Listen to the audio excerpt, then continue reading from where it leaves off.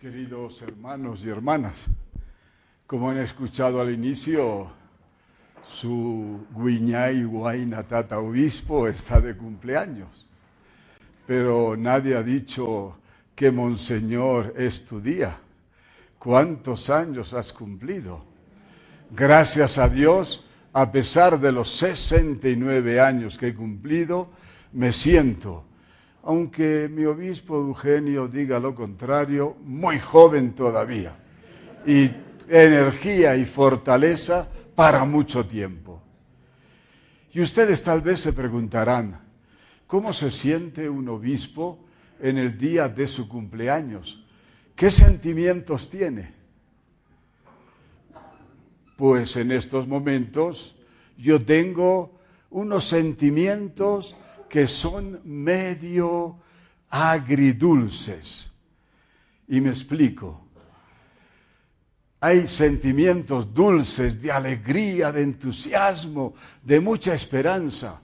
Y también sentimientos de tristeza, pero no es desaliento, ni mucho menos. ¿Y saben por qué?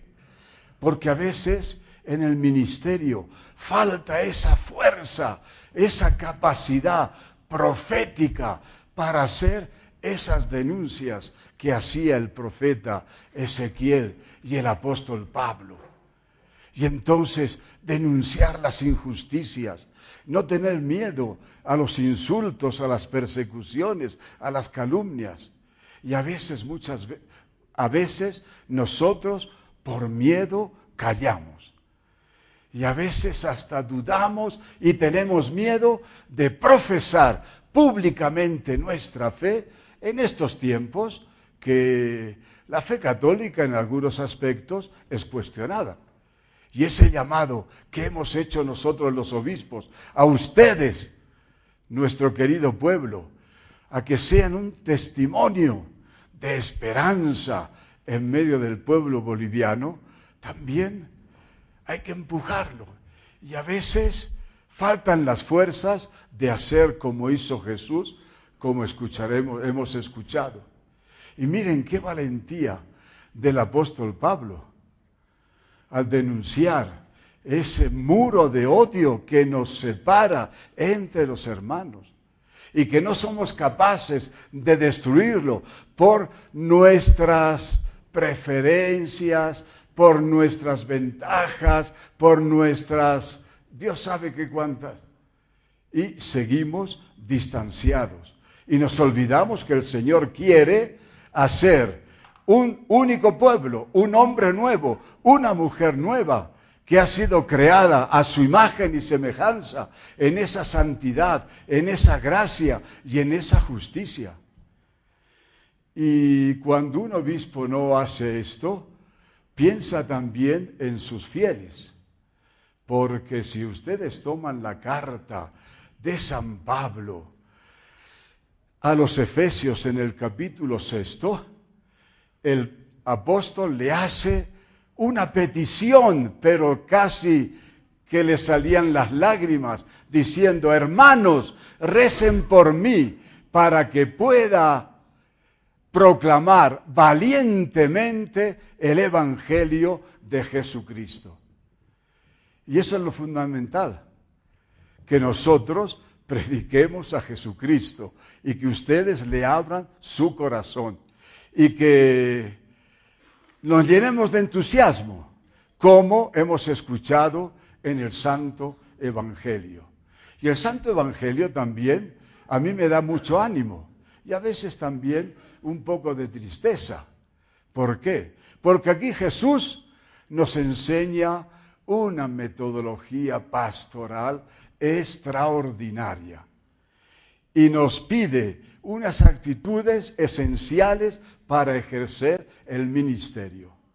Imagínense ustedes, los apóstoles enviados por Jesús de dos en dos, van a predicar, obedeciendo al Maestro, y vuelven contentos, felices. Han expulsado demonios, han predicado el Evangelio del Reino, han sanado enfermos.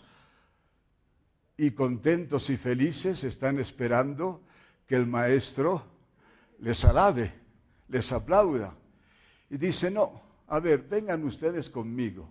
Vamos a un lugar ahí bien silencioso para ver si ha cumplido el objetivo, las prioridades que habíamos trazado se han logrado, cuáles son, etcétera, etcétera. Pero Jesús no confía tanto a sus discípulos técnicas, sino ese estar con Él, escucharle, para aprender de Él. Cuentan que en un reinado, había un país donde había un rey que estaba un poco caliente con sus ciudadanos porque hacían mucho ruido, las máquinas, y parece que nadie podía escucharse el uno al otro. Y como él se murió, pues su hijo heredó el trono. Y entonces él tuvo esta idea de celebrar el día del ruido, y por decreto. Y mandó el decreto a todas las aldeas de su reino. Y una señora, una anciana, mira, dice, ¿qué decreto más anticuado? ¿Cómo nos vamos a ir todos a la plaza principal y gritonear? Yo voy a ir a la plaza, pero en lugar de gritar, voy a abrir la boca. Y le dijo a su compañera, haz tú lo mismo, a tu amiga, a tu amigo. Y así formaron una cadena y la plaza se llenó de gente que abría la boca.